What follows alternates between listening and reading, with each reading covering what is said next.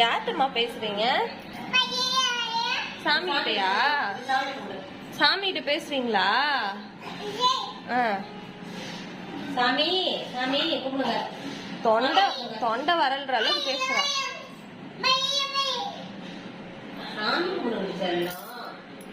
சாமி என்னமோ கேள்வி கேக்குறா. போ சாமி கூப்பிடுங்க.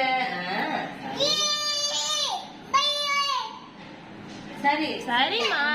சாமிக்குமே வந்துருச்சா உள்ள? ஏன் இப்படி ஆக்ரோஷமா பேசுற? சாமி